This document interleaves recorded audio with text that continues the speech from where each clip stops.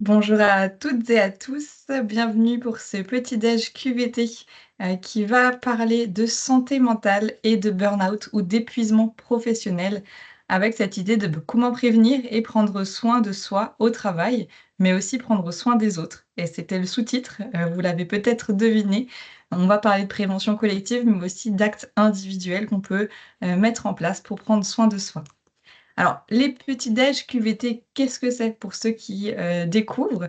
C'est un format de communication sur toute thématique qui va se rapporter à la qualité de vie et à l'amélioration des conditions de travail.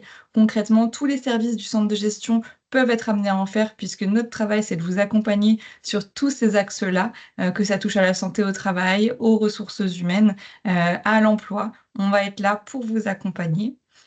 L'objectif et pour ceux qui commencent à me connaître, vous savez que j'essaye de le tenir. Je déborde un petit peu d'habitude, mais toujours de 1 minute seulement, donc soyez indulgents. C'est une durée d'1 heure maximum. On sait que votre temps est compté, on sait, que, cet objectif d'avoir de l'information, donc on n'est pas dans une formation, vous n'allez pas acquérir des compétences, mais avoir un certain niveau, de connaissances. Donc le but, c'est toujours qu'on vous donne un maximum d'informations pendant ces temps-là pour, que vous puissiez repartir avec plein d'idées. Le PowerPoint sera disponible, bien entendu, ainsi que les ressources dont on, vous parlera tout au long de ce petit déj. Et la vidéo sera mise sur notre chaîne YouTube. Vous nous retrouverez, hein, facilement en tapant «Centre de gestion du Haut-Rhin» sur YouTube et vous pourrez avoir accès à tous nos replays. Les règles, on vous a fermé les micros tout simplement parce que vous êtes déjà nombreux connectés, et que le but est vraiment de pouvoir, vous transmettre du contenu. Vous pouvez poser vos questions via l'onglet «Conversation» que vous avez déjà bien investi, pour nous dire, bonjour. On répondra aux questions en fin de présentation. En tout cas, j'essaierai de le faire dans la mesure du possible. On est là dans un cadre bienveillant aussi, on n'est pas là pour juger qui que ce soit. L'idée, c'est aussi que vous soyez, responsables et respectueux de ce que vous pouvez écrire dans le chat, mais j'ai aucun doute là-dessus. Et pour tout ce qui va concerner les problématiques techniques de connexion, ça va dépendre de vos ordinateurs. On passe par Teams, donc à vous, de regarder, comment faire avec, vos experts en interne. On va pas pouvoir vous accompagner là-dessus. Ces règles étant dites, nous, sommes là aujourd'hui pour parler, de d'un sujet qui a toute son importance. Depuis plusieurs années, on en parle, mais la santé mentale a été désignée, pour l'année 2025 comme une grande cause nationale. Qu'est-ce que ça veut dire? Ça veut dire qu'il y aura des objectifs de promouvoir des actions, de casser aussi les idées reçues sur ce que sont, les problématiques de santé mentale, et aussi d'accompagner des personnes ayant une santé mentale dégradée. Mais on peut aussi se poser cette question-là, bah, finalement, que recouvre le champ de la santé mentale? Qu'est-ce que c'est, concrètement et qu'est-ce que c'est la santé au travail? Quelles interactions peut avoir la santé avec le travail? Mais surtout aussi, comment prévenir et comment agir à tous les niveaux, aussi bien au niveau de la collectivité, qu'à mon niveau à moi en tant, que personne. Pour ça, ça va être nécessaire de mieux comprendre ce que la santé c'est, comment est-ce qu'elle est définie, comment est-ce qu'elle se traduit. La santé, qu'est-ce que c'est? Ça va être un état complet de bien-être, aussi bien physique, mental que social, et c'est pas juste une absence de maladie ou d'infirmité. Concrètement, je suis en bonne santé, j'ai la santé quand je suis dans le bien-être. Ça veut dire quand je suis dans le positif, quand je me sens bien. C'est pas au niveau zéro, on doit être vraiment dans du plus. Et ça, c'est vraiment quelque chose qui va être important de le comprendre, c'est que la santé globale prend en compte le bien-être physique, mental et social, et j'y reviendrai sur le bien-être social, la santé sociale. On n'en parle pas beaucoup, mais les 3 sont toujours, liés et vont avoir un effet assez fort dans l'interprétation aussi qu'on peut avoir de notre environnement. La santé mentale, elle est aussi importante, que la santé physique, même si on a du mal à en parler. Souvent, on dit, «Ah bah tiens, problème de santé mentale», il va y avoir des idées reçues sur, «C'est pour les fous», «Bah moi je suis pas folle», «Mais moi j'ai pas le problème, je vois pas pourquoi tu me dis que j'ai pas une bonne santé mentale». En fait, la santé mentale, c'est pas forcément une pathologie lourde qui nécessite une hospitalisation ou de voir un psychiatre. La santé mentale, c'est un état de bien-être dans lequel vous pouvez reconnaître vos capacités. Vous pouvez réaliser pleinement votre potentiel. Concrètement, vous pouvez réaliser quelque chose, produire quelque chose, être en autonomie, monter en compétences, faire des choses en autonomie et ça, c'est vraiment quelque chose sur lequel j'insiste, mais aussi vous pouvez faire face aux situations normales de la vie. Concrètement, vous allez pouvoir gérer des petits stress, des petits aléas, très facilement et de façon totalement instinctive, normale, sans même vous en rendre compte. Vous allez pouvoir gérer, voilà, justement, des situations de stress ponctuelles et là, on va y revenir dans le milieu du travail, et vous allez pouvoir travailler de manière productive, à savoir être en capacité de faire. Concrètement, on est en bonne santé mentale quand on se sent suffisamment en confiance pour s'adapter à une situation. C'est bon, je m'en occupe, je peux gérer.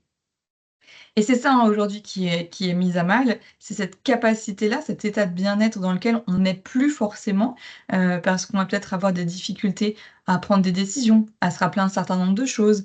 Un mail que je mettais 5 minutes à écrire, j'en mets maintenant presque 1 heure parce que je suis facilement interrompue, parce que, mon attention, elle se dévie, parce que j'ai des pensées et qui viennent envahir un peu tout ça, ou que j'ai le sentiment de plus avoir l'énergie pour le faire. Mais quand on est dans cet état-là, alors ça veut dire que notre santé mentale est impactée. Et alors, qu'est-ce qui va venir influencer cette santé mentale? On va voir le contexte social et l'environnement dans lequel vous évoluez. Si vous avez un environnement soutenant, un environnement, qui va justement être positif avec des relations de qualité, des personnes, hein, qui vont pouvoir vous accompagner ou en tout cas vous soutenir. À contrario, certaines personnes peuvent être tellement négatives qu'elles vont aussi jouer sur votre santé mentale juste par, le fait qu'elle puisse être dans une plainte permanente ou dans des choses qui sont très lourdes à porter pour elle et qu'elle vous les livre sans que vous ayez les ressources pour y faire face.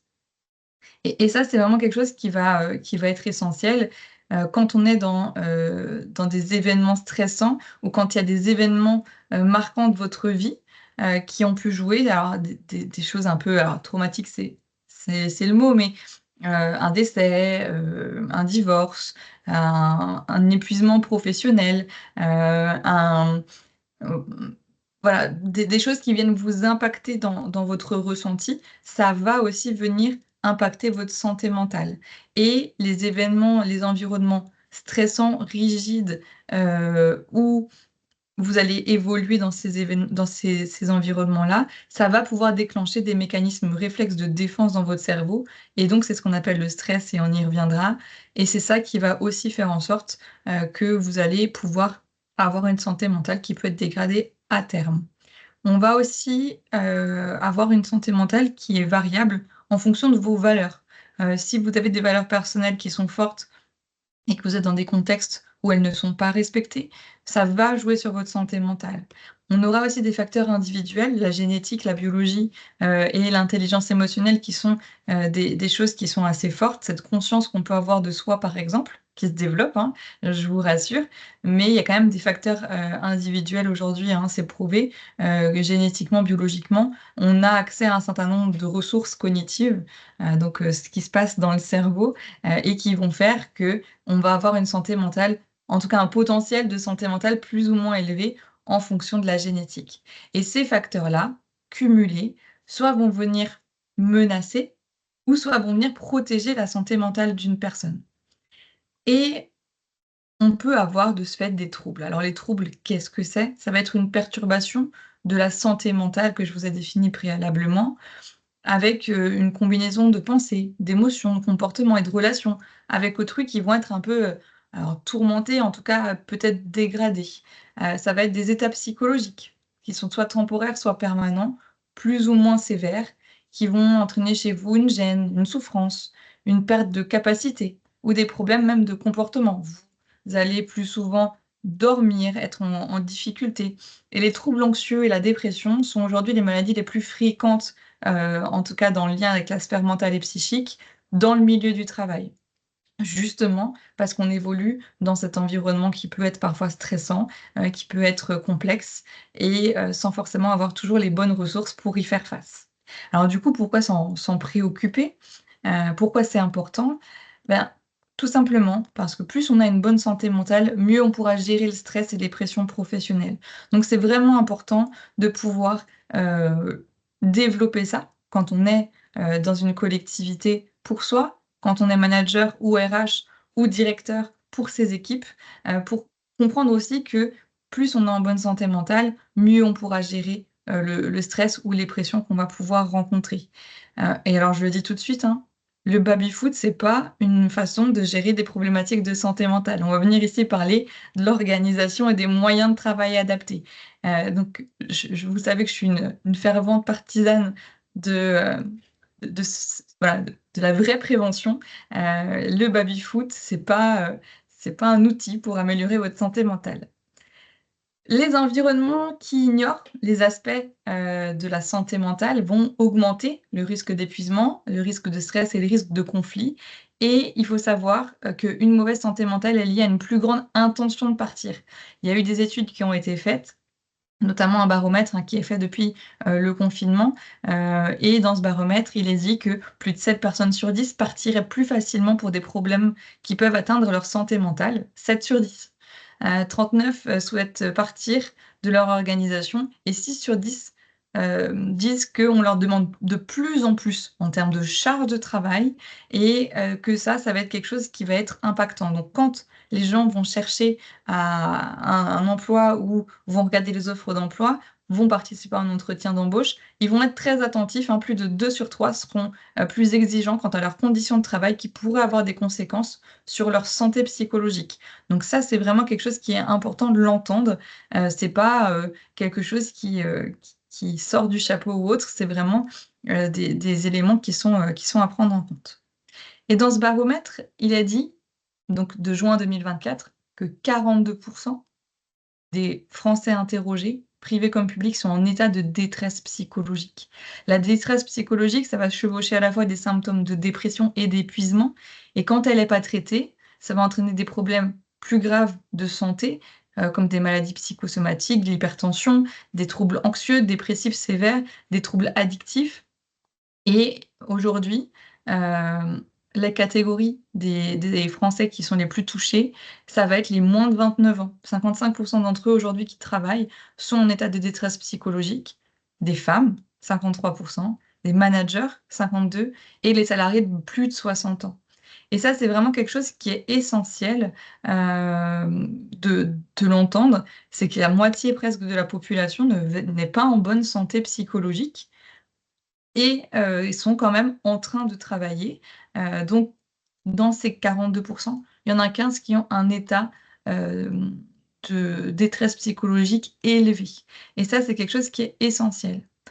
Aujourd'hui, sur ces 42 8 sur 10 attribuent leur détresse psychologique au moins partiellement au travail. Ça veut dire que le travail a un lien fort dans notre perception, dans notre santé physique, mentale et sociale et que on peut atteindre la santé par le travail, mais le travail peut aussi impacter la santé si les conditions ne sont pas bonnes, si les ressources ne sont pas disponibles et si on n'est pas accompagné pour, pouvoir monter en compétences, par exemple. Dans ce baromètre, ils ont aussi mesuré le pourcentage de personnes en burn-out, et il s'avère que 3 personnes sur 10, 30 sont, en état d'épuisement professionnel, dont 1 sur 10 en burn-out sévère et 1 arrêt sur 5 pardon, vise à récupérer psychologiquement d'un travail trop intense. Les gens se sentent dans l'obligation de s'arrêter parce que le travail est trop intense pour pouvoir justement juste se reposer, récupérer et revenir. Pour ceux qui ont déjà lu notre fiche sur l'épuisement professionnel, le burn-out, vous savez que ça ne suffit pas, puisque dès lors qu'on revient dans le travail, il y aura des problématiques qui vont revenir.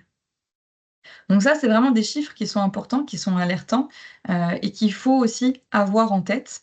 C'est pas juste dans la tête des gens et puis même si ça l'était, c'est la santé mentale qui est importante. Les gens ne sont pas en train de faire du cinéma ou autre. On a vraiment cette il faut qu'il y ait cette prise de conscience que la santé mentale est un pan essentiel de la santé globale et qu'elle va impacter les autres, par la même occasion.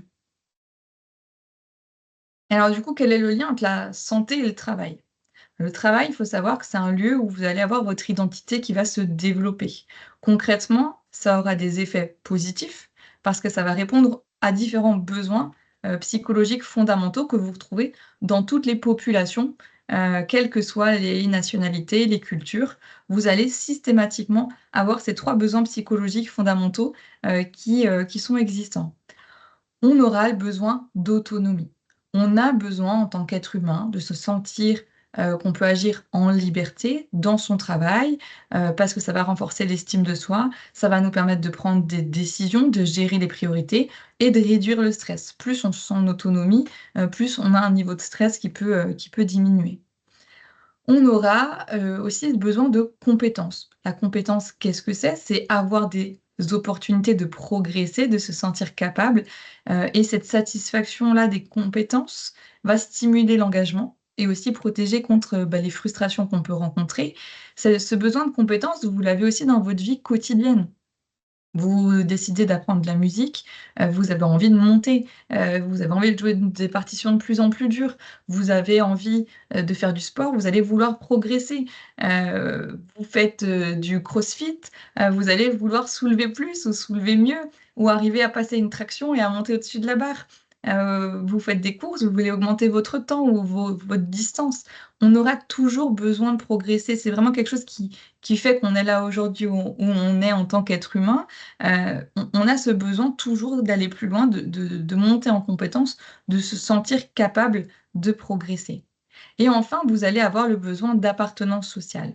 Celui-là, il est très fort, on est des êtres sociaux, c'est ce besoin finalement de se sentir respecté et soutenu dans un collectif. Un soutien social de qualité va réduire significativement les effets du stress et va aider à se sentir reconnu.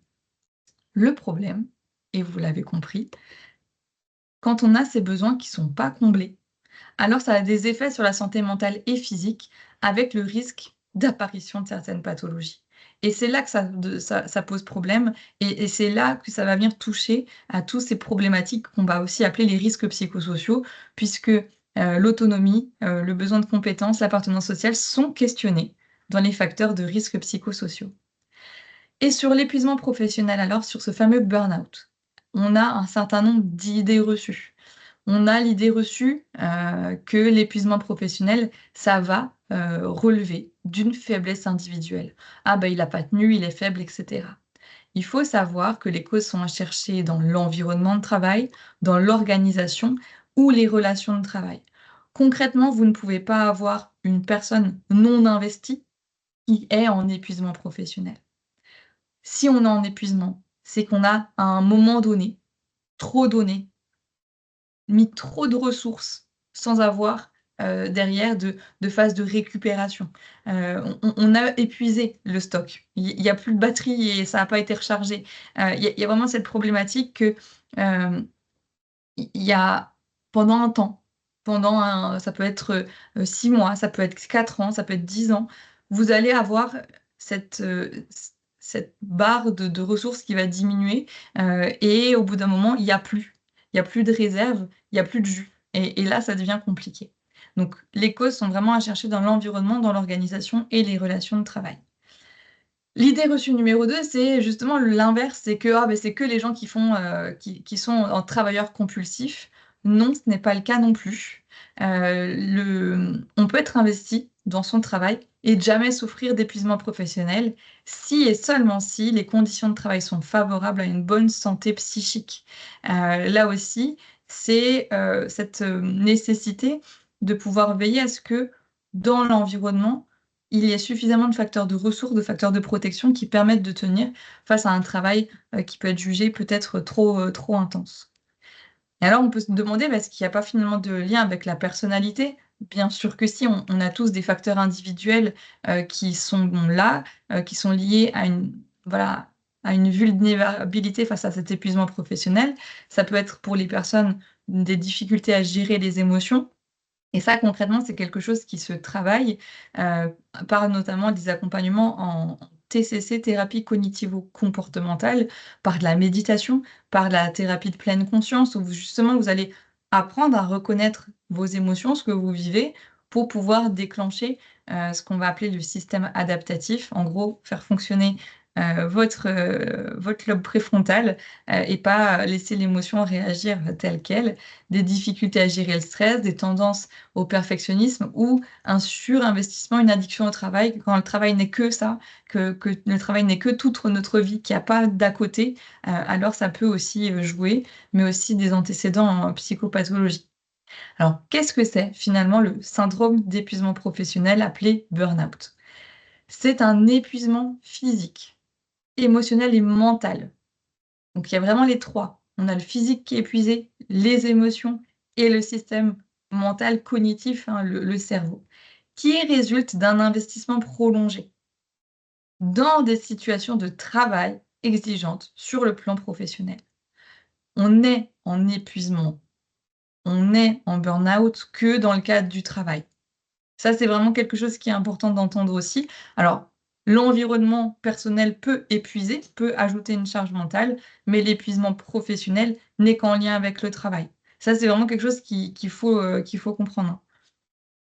Et donc, il est dit que cet épuisement va résulter d'un stress chronique.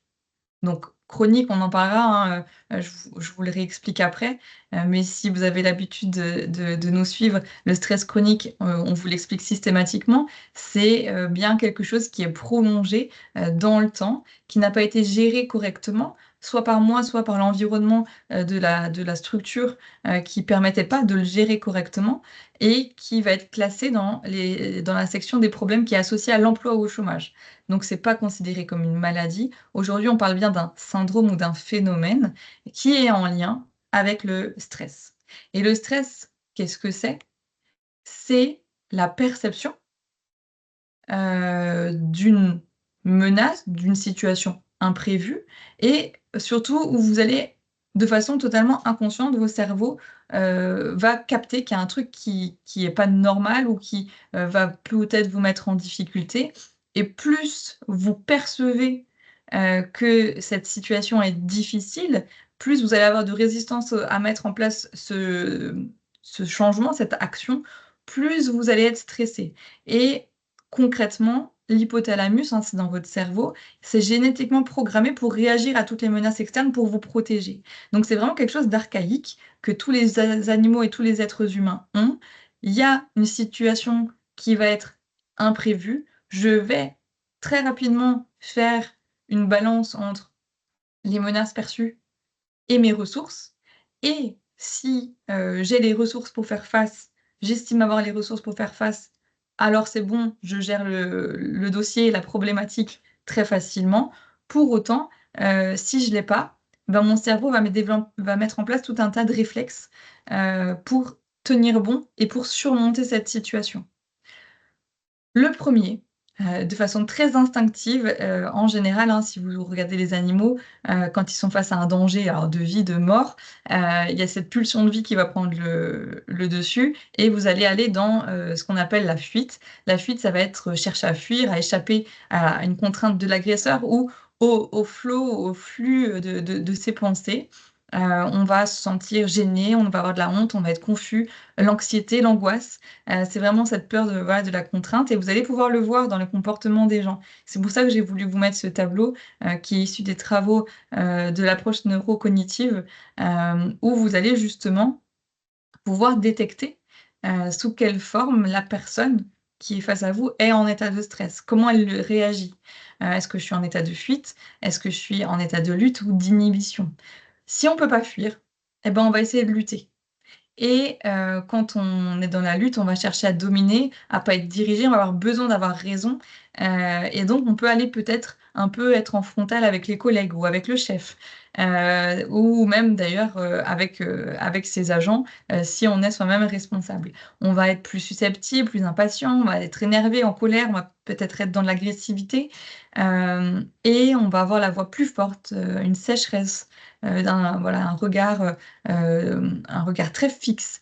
On va avoir des gestes brusques. En tout cas, le corps va se mettre en mouvement pour aller à la lutte, pour aller à la lutte contre un agresseur potentiel. Alors, agression, c'est un grand mot, hein. Un dossier qui vous tombe dessus, il est 17h, vous deviez partir et on vous dit qu'il le faut pour demain matin 9h. Clairement, si vous avez pas le choix, vous allez être dans la lutte. Vous allez donner tout ce qu'il vous faut, vous allez avoir l'énergie pour pouvoir lutter. Et enfin, on aura l'inhibition où quand la fuite et la lutte n'ont pas marché, on va chercher à se protéger, à ne pas, voilà, avec cette peur d'être abandonné peut-être par le collectif. On aura des émotions plutôt enfin, négatives ou en tout cas désagréables, avec une énergie très basse. On sera découragé, on aura une vision négative de tout. Rien ne va jamais, personne n'est gentil avec moi, de toute façon même pas. Et toutes ces pensées, voilà, qui vont venir, on va parler de façon très basse, très douce. On n'aura pas envie, on va regarder de façon basse, on va se sentir fatigué. Ça, c'est quand on n'a plus de ressources pour faire face. Il y a cet instinct un peu d'inhibition qui se met en place avec des pensées comme pff, à quoi bon? Je viens, je fais, en fait, je me détache de la situation. Chez les animaux, vous allez le voir, c'est le processus de faire le mort. Ceux qui se disent: «OK, cet animal court plus vite que moi, donc je peux pas fuir. Il est plus fort que moi, donc je peux pas lutter. Ma dernière stratégie, c'est de faire le mort. Peut-être qu'il croira que je suis pas bon à manger».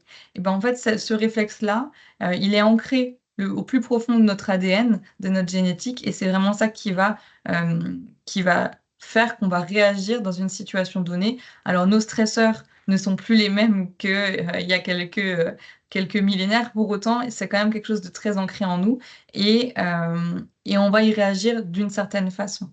La problématique, elle est là, en fait. C'est que quand la situation, elle est perçue comme simple, connue ou maîtrisée, je vais pouvoir justement le faire de façon j'ai même pas besoin d'y réfléchir. Et donc je vais y aller, je vais, faire ce qu'on appelle, du mode mental automatique. Ça va se faire tout seul, je sais faire, je maîtrise, j'ai les compétences, je fais.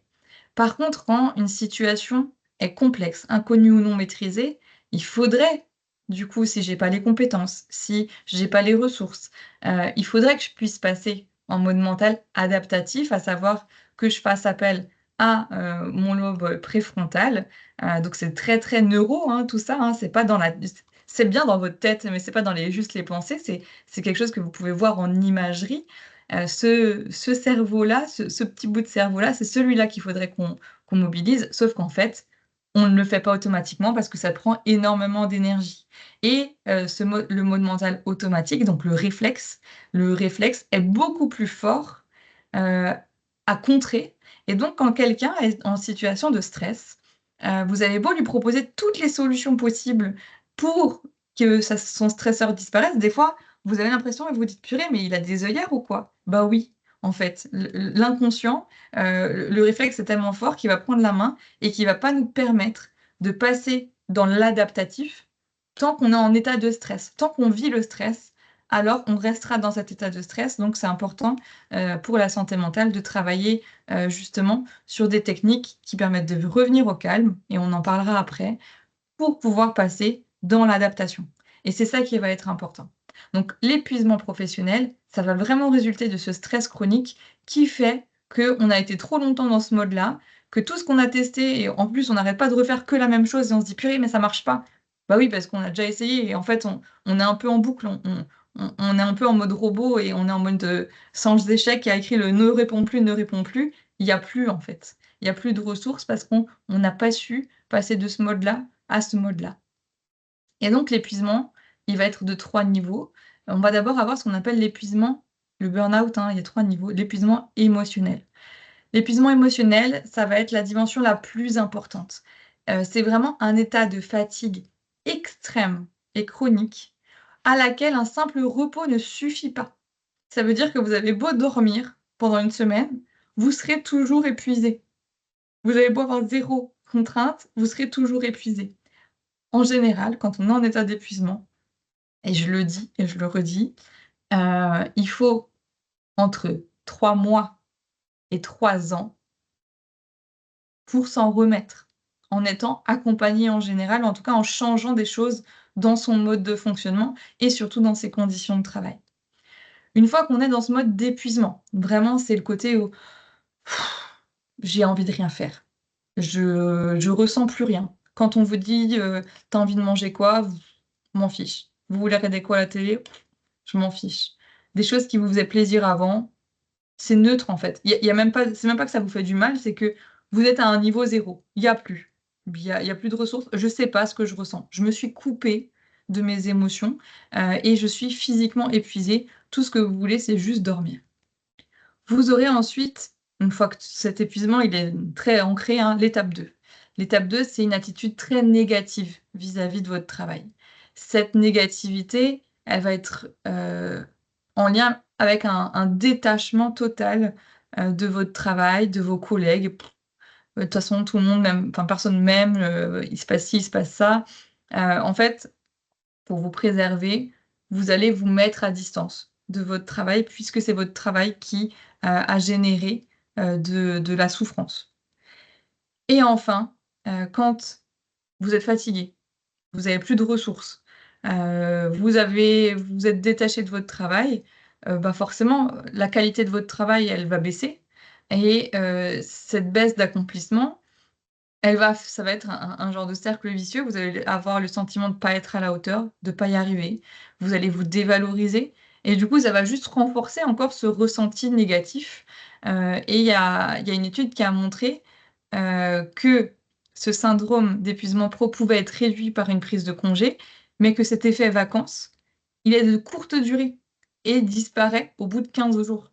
Donc ça veut dire que vous avez beau prendre 6 mois de pause, si vous revenez et que les conditions de travail sont toujours les mêmes, et si vous n'avez pas fait un travail personnel aussi, pour arriver à passer au mode, mental automatique sur les situations stressantes, alors, ça ne changera rien en fait. Vous êtes dans quelque chose de tellement ancré, tellement profond que, ça va revenir de toute façon. Alors, comment évaluer si vous êtes, en épuisement professionnel ou pas? Il y a plusieurs questionnaires, qui peuvent être utiles et avec lesquels vous pouvez aller parler avec votre médecin traitant, qui est quand même, là, pour vous suivre dans votre état de santé. Vous avez le questionnaire de Copenhague qui va venir mesurer justement 3 niveaux: l'épuisement personnel, l'épuisement professionnel et l'épuisement relationnel. Ce questionnaire, il est vraiment important pour montrer à quel point ça vous impacte dans votre vie de tous les jours. L'épuisement relationnel, qu'est-ce que c'est? Ça va être ce week-end que vous avez prévu avec vos copains d'il y a 10 ans, de la fac, peu importe. Vous êtes super content de les revoir quand vous prévoyez l'événement et donc c'est dans 4 mois, donc les 4 mois passent. Arrivé, le week-end, vous devez partir le vendredi soir, et bah, le jeudi, vous vous dites: «J'ai pas envie d'y aller. J'ai pas envie de voir les gens, j'ai pas envie de parler, j'ai pas envie de je préférerais rester sur mon canapé avec mon plaid, devant une série, ou rien faire, juste d'attendre que le temps passe. Je n'ai plus l'énergie pour avoir des liens sociaux». Et c'est là où on est en épuisement relationnel et c'est là où la santé mentale est touchée, quand il y a même plus d'énergie pour faire face à ça.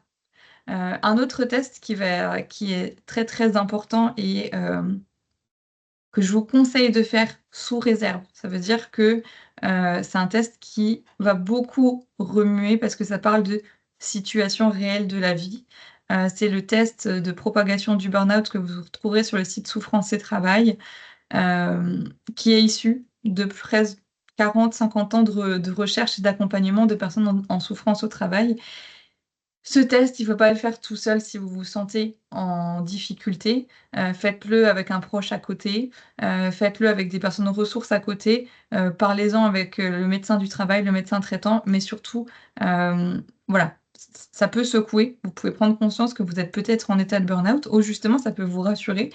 Vous pensez l'être, mais finalement vous vous rendez compte que c'est surtout dans votre vie perso que ça va pas.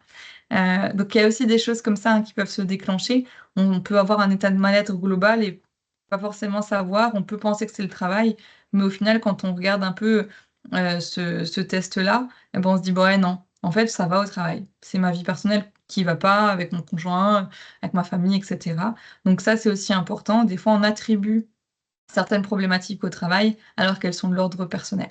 Donc c'est aussi à vous de faire, cette part des choses. L'épuisement pro, qu'est-ce que ça n'est pas? Ce n'est pas des phénomènes hors contexte professionnel. Ce n'est pas non plus une dépression, même si ça peut entraîner une dépression. Ce n'est pas non plus une addiction au travail et ce n'est pas non plus ce qu'on va appeler, karoshi, qui est dit la mort subite du travailleur suite à un surcroît de travail, un stress important par infarctus du myocarde ou un accident vasculaire cérébral. Ça s'appelle karoshi tout simplement parce que ça arrive beaucoup dans les pays asiatiques. Ils travaillent tellement fort, tellement tout le temps, avec des horaires pas possibles, sous un stress intense, qu'en fait, ils décèdent sur leur lieu de travail. Quand on est en état de stress, quand on est en état de stress chronique, comme je vous l'ai dit, le stress, c'est une réaction normale du corps pour répondre à un imprévu. Logiquement, les symptômes de stress disparaissent quand la situation n'est plus là ou que vous l'avez gérée. Le problème du stress chronique qui va générer le burn-out, c'est quand le stresseur disparaît jamais. Vous avez toujours des situations stressantes, vous avez toujours l'impression de ne pas avoir les ressources pour faire face, et donc là, on va avoir un certain nombre de symptômes. Vous allez avoir les symptômes physiques, qui sont les plus fréquents, qui sont totalement variés. Il n'y a pas forcément de liste exhaustive, hem et on aura, par exemple, des troubles musculo-squelettiques, des troubles du sommeil, des douleurs, des maux de tête, des nausées, des vertiges, des variations de poids, le côté «j'ai la boule au ventre», je me sens essoufflée, ce besoin d'ouvrir votre cage thoracique, les problèmes, hein, de névralgie cervico-brachiale, et le problème de tout ça, c'est qu'à long terme, vous allez avoir des maladies cardiovasculaires puisque tout simplement le stress va dire, à votre cerveau va dire: «Je suis en stress, je donne de l'énergie à mon cœur, à mon cerveau, à mes muscles pour réagir, j'envoie des hormones et de l'information pour qu'ils se mettent en mouvement». Sauf que quand on est tout le temps en stress, en fait, on va pomper sur la machine et c'est ça qui va déclencher, des maladies cardiovasculaires. Il y a des gens qui font des palpitations, qui vont voir le cardiologue leur dit: «Tout va bien. Tout va bien, votre cœur est en très bonne santé, en tout cas physiologiquement». Et la personne, elle ne comprend pas pourquoi elle a mal dans la poitrine, en fait, c'est le stress. C'est ce côté où ça va prendre toute la place. Et aujourd'hui, on a aussi des symptômes émotionnels qui sont plus intenses. On va avoir une peur accentuée, tout va être accentué quand vous êtes, en état d'épuisement ou de souffrance en tout cas. Plus de tristesse, on va être plus facilement irrité, ou à l'inverse, carrément une diminution des émotions, vous ressentez plus rien. Donc on va pouvoir passer du tout à rien, et ça, c'est quelque chose qui va être aussi très marquant, dans ces problématiques de santé au travail, santé mentale notamment, et on aura des symptômes cognitifs. Perte de mémoire, une baisse de la concentration qui va entraîner des erreurs, des troubles de la mémoire, au-delà de la perte, juste des troubles, des diminutions de la créativité, des diminutions de votre performance, votre capacité même à prendre des décisions. Vous n'arrivez plus à prioriser, vous n'arrivez plus à vous organiser, vous n'arrivez plus à être performant, et ça, c'est des choses qui sont très importantes, et quand on va pas bien, on va essayer de tenir, et quand on tient, on va se dire: «Ah ben c'est pas grave, je vais prendre un peu plus de café, je vais, avoir des symptômes aussi environnementaux, comportementaux». On va peut-être s'isoler. «Oui, bah, puisqu'il m'agace, je vais essayer de rester seule dans mon bureau», ou «Je vais être plus agressive avec les gens». Je vais avoir une moindre capacité à coopérer et je vais avoir moins d'empathie pour les autres. Mais surtout, je vais augmenter ma consommation de médicaments, pour dormir. Mais du coup, pour arriver à me réveiller le matin, je vais prendre, des boissons énergisantes ou, certaines drogues qui vont me donner de l'énergie.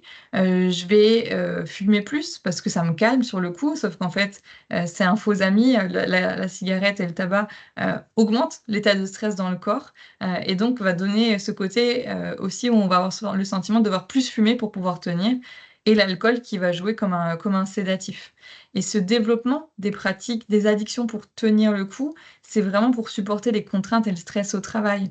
On va vraiment en avoir besoin pour justement, bah, se sentir en énergie, se détendre. Donc on prend plein de café la journée, le soir on se prend un petit verre pour que ça diminue. Ça, c'est vraiment des points d'alerte pour vous. Si vous avez le sentiment que vous êtes plus là-dedans, que vous êtes plus dans l'émotion, que vous êtes agressive avec, vos collègues, il y a peut-être un problème de santé mentale, et ça, c'est vraiment quelque chose qui est important. Le problème, c'est que ces pratiques addictives vont avoir des effets sur votre état de santé physique, psychologique et social, mais aussi sur la collectivité, d'où la nécessité de jouer, hein, vraiment, collectivement, sur ces questions-là, puisque quand on a des pratiques addictives, on sera plus en absentéisme, on va augmenter les risques d'accidents, et surtout on va diminuer la performance, bah, du service qu'on rend aux usagers. Dans l'attitude, donc il y a le comportement, c'est les actions qu'on va entreprendre. L'attitude, c'est vraiment ce qui est interne, qui va générer des comportements. On va avoir une perte de motivation, on n'aura plus envie de rien. On n'aura plus de loisirs, on n'aura plus, de projets qui nous motivent. on va se sentir, on va se dévaloriser, on va se sentir nul et donc pour résumer, on a des causes qui sont organisationnelles, une charge de travail peut-être importante, peu de contrôle, donc la notion d'autonomie qui est pas tenue, une ambiguïté dans les rôles, je sais pas si c'est à moi de le faire ou pas, des tensions, voire des conflits. Une absence de soutien de la hiérarchie, une absence de reconnaissance. On a des causes aussi individuelles, un surinvestissement, une instabilité émotionnelle, des antécédents psychopathologiques. Ça peut être aussi des antécédents ou des situations très instables dans votre vie personnelle. Et le fait de cumuler tout ça, ça va pouvoir générer ce stress chronique, puis un épuisement professionnel avec des conséquences sur la personne avec des symptômes comportementaux, émotionnels, cognitifs, voire des maladies, mais aussi sur la collectivité, puisqu'on aura une mauvaise image de la collectivité, puisque forcément, des gens qui vont mal au travail, ils font un travail de moins bonne qualité, mais surtout, on va avoir des personnes qui seront plus souvent en arrêt maladie, et surtout un turnover, des gens qui vont quitter la collectivité pour aller, trouver une structure qui prendra en compte, cette notion de santé mentale. Donc ça, c'est vraiment des choses essentielles. Alors du coup, qu'est-ce qu'on peut faire pour ça? Donc il y a déjà des actions de prévention et d'action par la collectivité. Ça va être important de développer la performance des équipes par la qualité de vie au travail. Il faut considérer que la santé mentale au travail, c'est faire en sorte qu'on se dise: «Bah, tiens, en fait, quand les gens vont bien, c'est un vecteur de performance, de déploiement à la fois social et économique». Concrètement, le bien-être de chacun, c'est l'affaire de tous. Quand une personne voit sa santé diminuer par le fait du travail, ça a des répercussions négatives sur toute l'équipe. Vous l'avez vu, elle va s'isoler, elle va être plus agressive, donc les collègues vont être agressés. Elle sera, l'équipe du coup, elle sera dessoudée, il y aura pas forcément de lien. Ça va augmenter, bah, justement la performance collective qui sera totalement dégradée. Ça va augmenter les tensions, ça va augmenter les non-dits, ça va augmenter les ragots. Tout va prendre en fait une ampleur pas possible parce qu'une personne n'était pas en bon état de santé et ça, c'est vraiment quelque chose qui est essentiel de prendre en compte, qui relève de l'organisation du travail. L'être humain est la première ressource au travail. Il convient vraiment de la préserver. Donc dans, ce constat-là, on voit bien qu'il y a ce sentiment d'être démuni face à la souffrance et aux problèmes qu'on rencontre dans les collectivités. On se dit: «Mais attends, est-ce que c'est vraiment à nous d'agir? Est-ce qu'on peut faire quelque chose?» Et donc le problème, c'est que vu qu'on se sent démuni, qu'on n'est pas compétent, on se dit: «Mais moi je suis pas psychologue, je peux pas accompagner cette personne». Mais en fait, on va rien faire. On va pas agir et donc pour, avoir une meilleure, conscience, on va, parce qu'on est en dissonance cognitive, je sais que je devrais agir, mais je sais pas comment faire. Hop, je minimise l'importance ou alors je vais dire: «Ouais, non, mais je suis sûre que c'est à la maison que ça va pas» et donc je balaye totalement le lien avec le travail. Alors qu'il y a vraiment cette nécessité de sortir de la vision purement individuelle pour chercher à identifier dans l'environnement, dans l'équipe de travail, dans les consignes, tous les facteurs de protection qu'on peut mettre et tous les facteurs de risque qui existent pour en tenir compte et agir dessus. Et ça, c'est ça, en fait, la prévention des risques psychosociaux. Il y a rien de sorcier, il y a rien de magique. On va venir dans une équipe, on va identifier ensemble les facteurs qui marchent bien, qui nous protègent, on va identifier ensemble les facteurs qui vont générer des risques et ensemble, on va essayer de trouver des solutions, pour que, il y ait le plus de protection possible par rapport au risque ou en tout cas de réduire le niveau de risque et c'est cette notion-là d'évaluer les besoins des collaborateurs, d'adapter les charges de travail pour répondre aux capacités de chacun. On va aussi devoir donner du sens. La question du travail dans l'organisation, elle est vraiment centrale, ça doit faire partie intégrante des objectifs, stratégiques de la structure. En tant qu'être humain, quand on a un changement, j'insiste dessus pour les chefs de service, pour les DST, pour les DRH, l'être humain a besoin de savoir où il va. Il a besoin de savoir le pourquoi vous lui demandez de changer. Pour pouvoir changer, pour surmonter, ce stress, il a besoin d'avoir l'intérêt. Où je vais? Pourquoi j'y vais? Et surtout d'être associé sur le chemin. Je suis agent expert de mon métier, demandez-moi quels sont mes besoins pour qu'on puisse justement éviter les erreurs et naviguer, sous les meilleures conditions. On doit aussi veiller dans la collectivité à équilibrer une charge de travail. Là, on aura toujours, la différence entre charge prescrite, ce qui est écrit sur ma fiche de poste, charge réelle qui est le travail réel que je dois faire vraiment, pour atteindre mes objectifs, le nombre de clics, quelles les contraintes que je dois faire, les échanges que je dois avoir et on aura la charge vécue, la charge subjective qui est le vécu de l'agent, où c'est vraiment cette évaluation qu'on va aussi faire entre l'équilibre entre ma contribution, ma rétribution, ce que je donne, est-ce que j'ai un retour, qui est fait? Est-ce que ma charge, je la sens équilibrée? Et pour réguler cette charge, on peut alors c'est un autre sujet, c'est un autre débat, on pourrait en parler pendant 4 jours. On a pas mal de ressources sur notre site internet et je vous y renverrai. On peut travailler sur de la planification, sur de l'anticipation, de modification des horaires, de prendre en compte ce travail réel en lien avec le collectif. Ça va être quelque chose qui est essentiel. On va aussi essayer de favoriser les relations sociales, le soutien, la reconnaissance, l'autonomie, concrètement, le lien social. Vous l'avez vu, ça fait partie des 3 besoins fondamentaux, cette appartenance sociale. On a besoin de ça. On a besoin de l'autre pour être en bonne santé mentale. On ne peut pas être en bonne santé mentale si on est tout seul, si on n'a pas de ressources, si on n'a pas de personnes, de personnes ressources. Et les personnes ressources, c'est des personnes qui vont être là pour vous, qui vont être là, dans du positif, mais aussi dans du négatif, mais surtout qui vont vous tirer vers le haut. Cette possibilité d'entraide qu'on peut avoir avec les collègues, une disponibilité, de l'écoute, du soutien, du supérieur hiérarchique, de la reconnaissance de mon travail. Tout ça, ça va être des choses qui sont primordiales pour maintenir et une bonne santé psychique et mentale et surtout la motivation. Donc ça, c'est un point, qui va être, essentiel. On va avoir alors je le mets, hop, on va avoir les managers. Les managers, c'est les personnes qui sont les plus touchées par des situations de détresse psychologique. Pourtant, c'est à eux qu'on demande de devoir accompagner leurs agents, de ménager les sensibilités de chacun, de donner du sens au travail. C'est les premiers qui sont au cœur de l'équipe, c'est les premiers qui peuvent agir sur la qualité de vie au travail. Il convient vraiment de les outiller parce qu'ils savent pas forcément comment faire et ils savent tellement pas comment faire, il y a tellement de contraintes que l'étude, dont je vous parlais avant, le baromètre là de juin 2024, il y a 7 personnes sur 10 qui ne veulent pas devenir manager aujourd'hui, qui trouvent que le métier de manager est un des plus difficiles.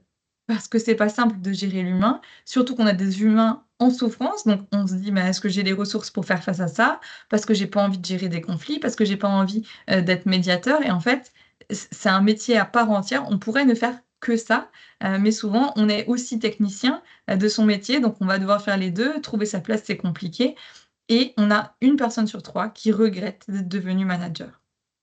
Ça, c'est vraiment quelque chose qui va être, très, très, impactant. Un manager sur 3 regrette et ça a tout son sens aussi dans cette notion d'accompagner les professionnels, mais aussi, de bien recruter. Le meilleur technicien n'est pas le meilleur manager, et de penser aussi aux évolutions verticales et pas juste à dire: «Bah, tiens, on reconnaît la personne en la nommant chef», ça serait une forme de reconnaissance. Aujourd'hui, ce modèle-là, il est totalement révolu. Et alors du coup, comment est-ce qu'on peut faire? Il y a vraiment besoin de les accompagner. Ils peuvent faire des formations. Moi, je vous conseille vraiment en tant qu'individu, et aussi en tant qu'encadrant RH, assistant de prévention, de suivre la formation des premiers secours en santé mentale. Elle est disponible, hein, au CNFPT, donc c'est, comme pour les premiers secours, mais sur des problématiques de santé mentale. Vous allez apprendre, comment réagir face à différentes situations, à faire des formations aussi sur les risques psychosociaux, leur prise en compte dans les pratiques managériales, comment faire de la reconnaissance, comment donner un retour sur le travail, comment favoriser l'autonomie, la délégation et cetera. Comment mettre, en débat le travail. Chaque service doit vraiment se réinterroger régulièrement sur ses objectifs de travail, sur ses priorités, sur, voilà ces notions de comment définir, quel collaborateur fait quoi en fonction de ses possibilités. Et pour ça, pour mettre en débat ce travail-là, on vous a donné des fiches qui ont été réalisées. Donc comment animer un échange sur l'organisation du service, donc la fiche pour l'encadrant et on a aussi une fiche pour l'agent. C'est comment réfléchir, comment dire les choses à mon chef, à l'équipe. Donc le but, c'est vraiment que chacun puisse, être participatif. On les accompagnera aussi sur comment gérer et parler de leurs émotions au sein de l'équipe, comment identifier un agent en souffrance ou en épuisement, comment réaliser des entretiens professionnels de qualité. On peut aussi leur proposer, à ces encadrants qui sont un peu seuls sur leurs fonctions, de participer à des actions de co-développement. C'est quelque chose qu'on propose soit en interne dans votre structure, soit au niveau du centre de gestion, ou des coachings individuels ou collectifs, managériaux, qui sont aussi proposés par nos services. Dans la collectivité, on va aussi veiller au droit à la déconnexion, avec notamment cette notion de télétravail qui a modifié un peu les limites entre temps professionnel, temps personnel, où là, vous avez aussi, je vous mettrai le lien vers un webinaire sur le télétravail, comment s'organiser et bien gérer son temps. C'est important, voilà, d'avoir un certain nombre de règles, de partager des bonnes pratiques autour des outils numériques et de la santé, notamment pour éviter la sédentarisation. Ça fait, voilà, plus d'1 heure presque, que moi je suis assise sur ma chaise. Et ben, le fait d'être sédentaire, c'est vraiment quelque chose qui est mauvais et pour la santé physique et la santé mentale. De définir des façons de communiquer aussi ensemble quand on est à distance, pour éviter cette peur de louper de l'info. L'info entre 2 portes ou quand vous revenez, c'est: «Ah, tu as pas vu, c'est vrai, ah bah oui, tu étais pas là à la pause café, donc tu as loupé ces infos-là», et ça peut aussi générer, une crainte et du coup, ce sentiment d'être rejeté du collectif. Donc ça, c'est essentiel. Quand on a été en arrêt pour burn-out, et qu'on revient, c'est essentiel pour la collectivité de préparer ce retour. C'est important de pouvoir ménager un espace et un temps de travail sécurisant. Ce retour à l'emploi doit être progressif, et l'idée, c'est vraiment de pouvoir aussi peut-être, voilà, agir avec, une visite de pré-reprise auprès du médecin de prévention, médecin du travail, et si le cadre de travail n'est pas aménagé, il existe un risque de rechute. Donc si vous revenez dans les mêmes conditions qu'avant, alors forcément vous allez tomber plus facilement, en rechute ou en rupture, à savoir que vous ne pourrez plus jamais revenir dans la structure. S'il y a rupture, si vous sentez que finalement ça marche pas, alors il faut définir un nouveau projet professionnel et travailler sur, un conseil en évolution pro, un bilan de compétences ou autre, parce que vous ne serez plus jamais en mesure de revenir dans la structure. Ça, c'est quand vous êtes manager, RH, direction, voilà tout ce que vous pouvez faire dans votre collectivité pour agir sur la santé mentale, et il y a un certain nombre de choses à faire, pour ça. Si on a envie d'agir pour nous, et c'est ça le plus important maintenant, on va devoir prendre soin de soi, de son corps, de son cerveau. C'est important de dormir suffisamment. Un bon sommeil, c'est essentiel pour la régénération cérébrale, d'essayer de maintenir une routine de sommeil régulière, en évitant les écrans. Alors, c'est des choses qui ont l'air bêtes parce qu'on le dit tout le temps, mais c'est prouvé. Il y a des études qui ont été faites, d'éviter les écrans avant de vous coucher, d'avoir vraiment cette routine où vous allez pouvoir vous mettre en phase de calme pour pouvoir justement dormir sereinement. Et pour éviter les pensées parasites, pour ceux qui se réveillent en pleine nuit et qui pensent au travail, s'envoient des mails, je vous connais, hein, je prends mon téléphone, je m'envoie vite un mail, comme ça me fait une note demain matin. Il y a vraiment des techniques qui permettent d'éviter ces pensées parasites. Par exemple, de prendre un carnet avant de vous coucher, ou à votre phase de transition, quand vous arrivez chez vous, avant de partir du bureau, de noter tout ce que vous avez fait, tout ce que vous avez à faire, en fait, pour décharger par la main. On l'écrit à la main, hein, jamais par ordinateur. Vous prenez, vous notez tout ce qui se passe avant de vous coucher, voire en rentrant du travail, et faites-le de manière systématique. On va aussi bien manger. C'est important d'avoir une consommation d'aliments riches en oméga 3, de pouvoir, manger des fruits, des légumes, de s'hydrater correctement. On pense pas boire assez. Si vous avez soif, c'est déjà trop tard. Il faut vraiment boire, avant même d'avoir soif. Et on va aussi éviter de consommer de l'alcool, qui va amener et des troubles, cognitifs et des troubles du cerveau, mais aussi un dessèchement, du corps. Cette bonne alimentation va vraiment soutenir vos fonctions connectives, donc le fonctionnement de votre cerveau, et aussi de plus facilement gérer, votre stress puisque votre cerveau sera en meilleure santé. On va aussi bouger régulièrement. L'exercice physique, ça ne veut pas dire faire du sport, c'est vraiment le moyen le plus efficace pour réduire le stress. Vous devez bouger régulièrement parce que le fait de mettre votre corps en mouvement, ça va libérer des endorphines, ça va améliorer votre concentration, ce qu'on appelle la neuroplasticité, cette capacité du cerveau à pouvoir s'adapter, à pouvoir apprendre, et pourquoi pas, si vous le voulez, certains l'ont déjà tenté, de faire des réunions en marchant. Voilà, il y a des choses qui marchent. Les grands penseurs ont toujours marché pour trouver leurs bonnes idées. Ça vient pas de nulle part et c'est connu depuis longtemps. On va aussi prendre des pauses régulières. Votre cerveau, il n'est pas fait pour fonctionner en continu.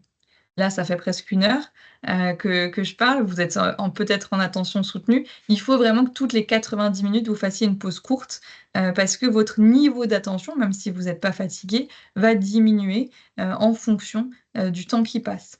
Et d'autant plus que maintenant, avec les écrans, avec les notifications, c'est des choses qui vont venir nous impacter. Moi, je vous invite vraiment à désactiver vos notifications, les pop-up des mails qui s'affichent en bas à droite. Il y a rien de pire que ça pour casser votre attention et votre cerveau, il aime les notifications, il a besoin de cette stimulation-là, donc il va aller capter et ça va totalement vous désorganiser et vous stresser plus qu'autre chose.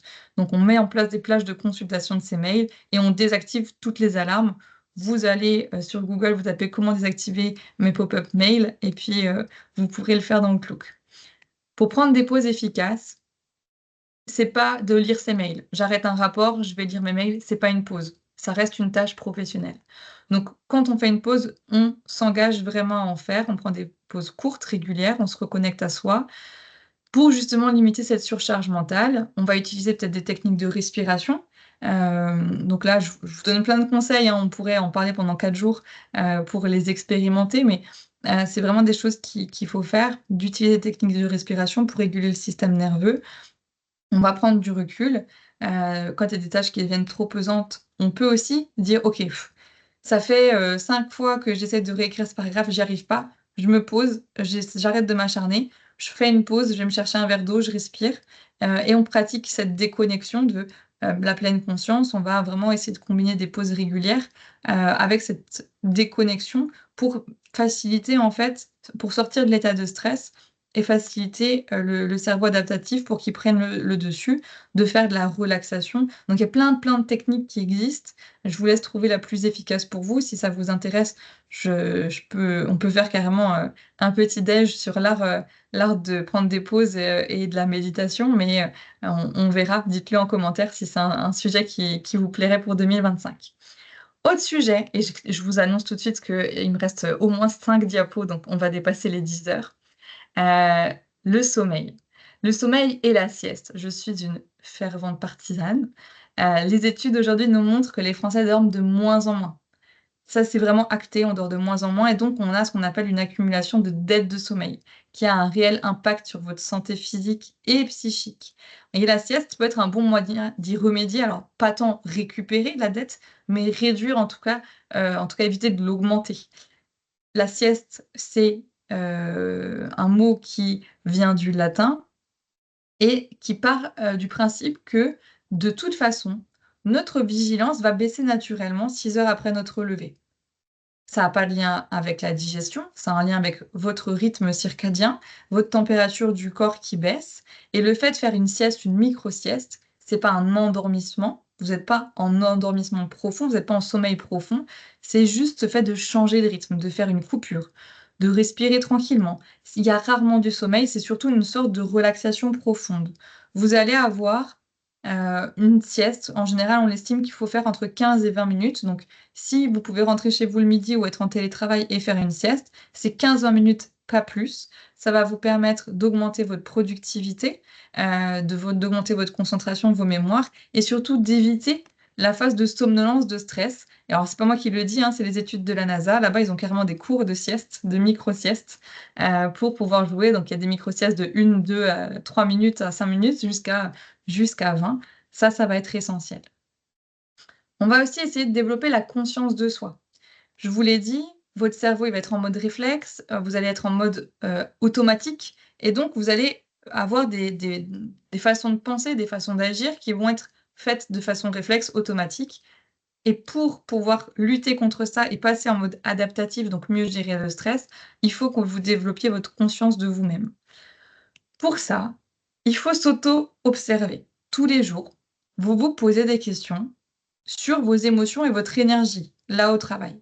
Là, tout de suite, je me pose, je respire, je ferme les yeux, je me sens comment? Est-ce que je suis stressée? Est-ce que je suis en colère? Est-ce que je suis fatiguée? Est-ce que je suis triste? Qu'est-ce que je ressens? Et vraiment cette notion de météo, OK, il fait quel temps à l'intérieur de moi? Elle est essentielle, elle est super importante parce que ça va réguler toute votre journée. Des fois, si on n'en prend pas conscience, La colère, elle peut rester parce que vous allez l'auto-alimenter. Et de toute façon, il fait ci, il m'aime pas, il m'a donné des dossiers parce que truc machin. Vous allez créer vous-même cette colère ou cette émotion-là. Alors que dès qu'on l'identifie, en fait, on se dit, OK, moi je suis en colère. OK, d'accord, je suis en colère parce que ça. Et en fait, on dit, j'accepte. J'accepte d'être en colère. J'ai le droit d'être en colère, c'est normal. Je souffle un bon coup et ça passe. Et vous pouvez décider aussi d'en parler à la personne concernée. Essayez vraiment de faire des points réguliers pour observer les signes que vous pouvez avoir d'irritabilité, de difficulté à vous concentrer, une fatigue persistante ou un manque de motivation. D'identifier aussi ce qui déclenche. Pourquoi d'un coup vous avez été en colère? Ah bah, parce que, un tel, il m'a coupé la parole en réunion ou, bah, tiens, on m'a dit qu'on me consultait pour ce changement et en fait, ils ont déjà pris la décision et quand il y a quelque chose qui se déclenche en moi, bah, on va se mettre en stress réflexe et donc on va agir, de façon automatique sans y penser et on va du coup, avec tout ça, faire un bilan personnel régulier. C'est important de le noter. Notez votre état mental et physique, prenez-vous un joli petit carnet, gardez-le pour vous, hein, bien sûr et notez, à la fin de chaque jour, de chaque semaine, les signes, voilà, qui peuvent augmenter votre fatigue, votre irritabilité ou vos émotions. Pour ça, ça va être essentiel parce que vous allez pouvoir comprendre que vous êtes en situation de stress. Souvent, on s'en rend même pas compte. On est stressé sans s'en rendre compte et donc, il y a la situation difficile, on est en stress, mais en fait, on reste dans ce stress-là. On va vraiment rester ici, alors qu'en fait, il faudrait pouvoir passer à un état de calme, pour pouvoir être à nouveau serein. Et ça, pour pouvoir débloquer, votre préfrontal, il faut retrouver un état de calme. Par la méditation, par des exercices, qu'on peut vous donner, et qu'on teste notamment en coaching ou qu'on partage en co-développement, donc c'est vraiment des choses qui vont être importantes. Ça va être par exemple de, vous mettre, «Et si, ma situation, c'était un enfant de 6 ans qui la vivait? Qu'est-ce qu'il penserait de cette situation? Et si c'était un boucher? Et si c'était le Dalaï Lama?» Et en fait, le fait de vous mettre à la place enfin que quelqu'un d'autre de vous imaginer à la place de quelqu'un d'autre, ça peut calmer. Il y a plein d'exercices comme ça. Si ça vous intéresse, on vous partagera les ressources, justement, «L'intelligence du stress» qui est un livre absolument, incroyable qui explique tout ça. Ce qui va être essentiel aussi, c'est de désamorcer vos schémas. Une fois que vous les avez identifiés, toutes ces situations de stress, c'est de les reprendre de façon très cognitive, donc d'y penser. Vous allez pouvoir noter différentes choses dans ce tableau. Qu'est-ce qui a déclenché? Qu'est-ce qui s'est passé? Qu'est-ce qui a déterminé ma réaction, mon émotion? Quelle est l'émotion que j'ai ressentie, la sensation physique? Et quelle était l'intensité? Qu'est-ce que j'ai ressenti physiquement? Voilà, est-ce que j'avais mal au ventre? Est-ce que j'avais les poings serrés? Est-ce que j'avais les mâchoires serrées? J'ai eu chaud d'un coup? Voilà, qu'est-ce que j'ai ressenti? À quoi j'ai pensé? Ça a été quoi ma première pensée, ma première image? Doute, souci? Qu'est-ce qui me passait par la tête à ce moment-là? Qu'est-ce qui m'a dérangé exactement? Quel serait le pire scénario, qui pourrait, se produire? Ensuite, on va parler de la réaction. Qu'est-ce que j'ai fait? Comment j'ai réagi? Combien de fois je l'ai fait? «Ah bah tiens, je suis restée en boucle, je suis allée me plaindre à la collègue, tu te rends compte, c'est inadmissible» et cetera. Comment j'ai réagi? Ensuite, on va chercher ensemble, ou en individuel si vous le faites tout seul, comment j'aurais pu faire autrement? Est-ce qu'il y avait pas un autre point de vue? Est-ce qu'il y avait pas une autre perspective? Est-ce qu'il est possible de voir les choses autrement? Qu'est-ce que j'aurais pu choisir mieux pour moi à ce moment-là? Et quelle est la conséquence? Est-ce que, de ce que j'aurais pu faire autrement, comment j'aimerais réagir la prochaine fois et pourquoi j'aimerais réagir comme ça? Ça, c'est vraiment quelque chose d'essentiel. C'est un temps pour vous. Vous pouvez le faire, sur des situations stressantes dans votre famille, dans votre relation de couple, avec les collègues, dans votre travail, tout même si vous êtes sans collègues. C'est vraiment des points qui vont être importants pour que vous puissiez prendre conscience de vos modes de fonctionnement.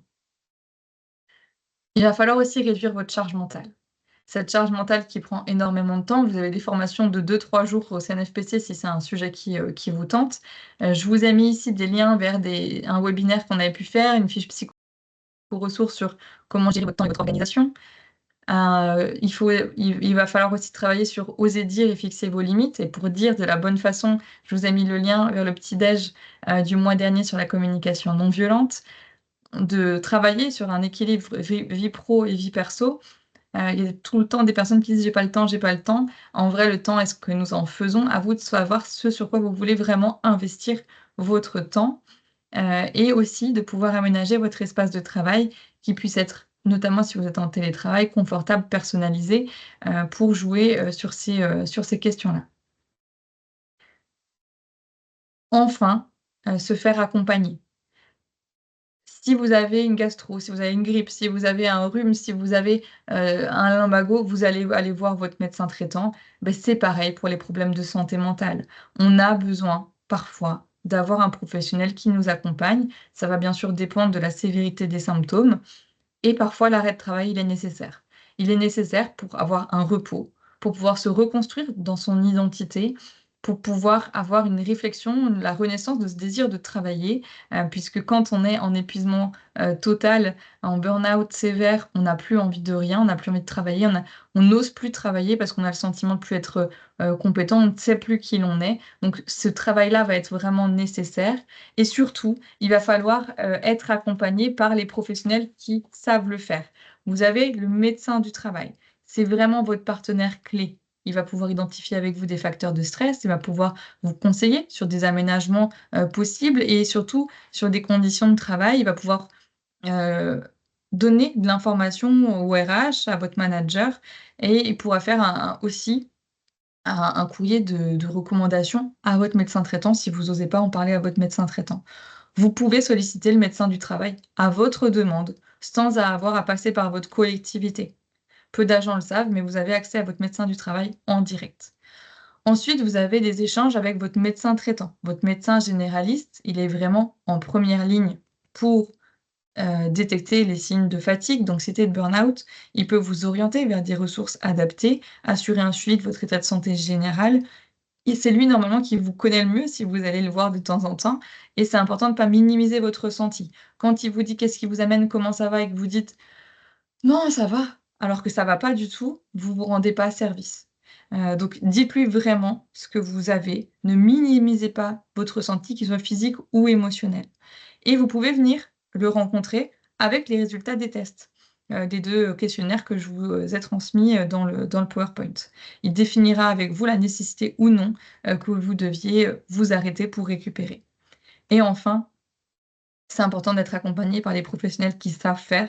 Le psychologue va pouvoir vous aider justement, notamment en thérapie cognitivo-comportementale, TCC, vous aider à gérer vos émotions, à faire face aux situations de stress chronique, à développer justement ces stratégies pour améliorer votre bien-être mental au quotidien.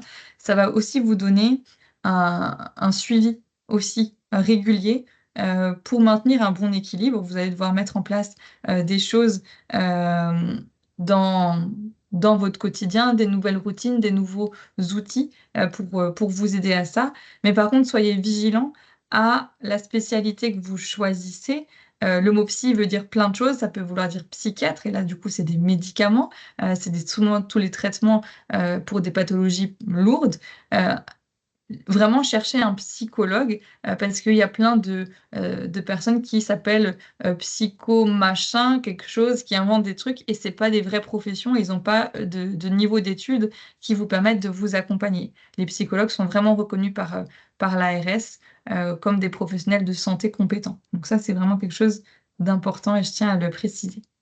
Donc si on devait retenir qu'une seule chose, c'est que la santé mentale au travail, ça implique de répondre à des besoins d'autonomie, de compétences et d'appartenance, et que la prise en charge soi-même, en collaboration avec des pratiques de soutien dans l'organisation, c'est essentiel pour prévenir les risques de burn-out et favoriser votre épanouissement professionnel.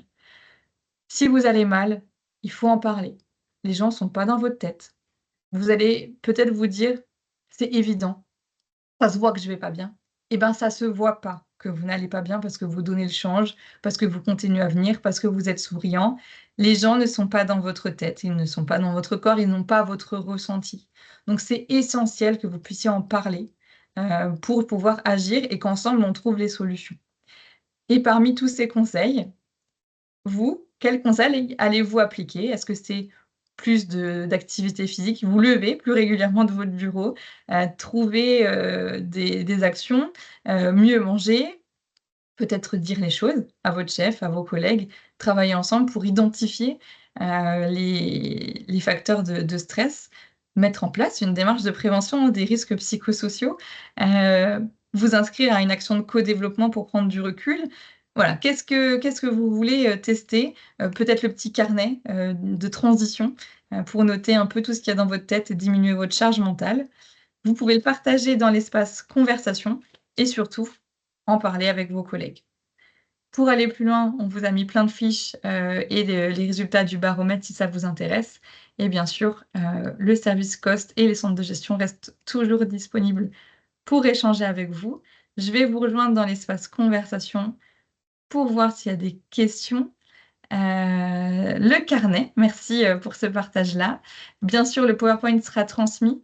Vous recevrez un mail avec les supports et avec, voilà, tous les outils dont je vous ai parlé, des fiches pratiques, qui récapitulent un peu tout ce que j'ai pu dire. Un petit déj relaxation, OK, je note. Parfait, je suis en train de regarder, sur les outils de la gestion du stress. Quelle différence entre épuisement et burn-out? C'est la même chose, c'est juste que burn-out, c'est un terme anglais, et qu'en français, on appelle ça le syndrome d'épuisement professionnel. Différents outils de relaxation. OK, petit déj relaxation, relaxation. Parfait, et ben, il est 10h12. Je suis désolée d'avoir dépassé. D'habitude, je tiens mes délais pour ceux qui me connaissent, mais le sujet était trop important pour pas dire tout ça. Vous recevrez donc un mail avec, le récap de tout. Merci d'être toujours connectés. Vous êtes 112, c'est que c'est un sujet qui intéresse. C'est aussi des actions que vous pouvez mettre en place dans votre collectivité. On intervient, aussi pour des sensibilisations en direct des agents, des élus sur plein de sujets, donc n'hésitez pas à nous solliciter, et pour qu'on puisse créer, des accompagnements avec vous. Ça peut durer 1h30, 3 heures, et cetera. Donc au choix, on peut faire des journées thématiques. Donc n'hésitez pas à nous solliciter si c'est des points qui vous intéressent. Merci à vous pour vos retours. Je vous souhaite une très belle, journée qui, j'espère, est ensoleillée comme chez moi et à bientôt.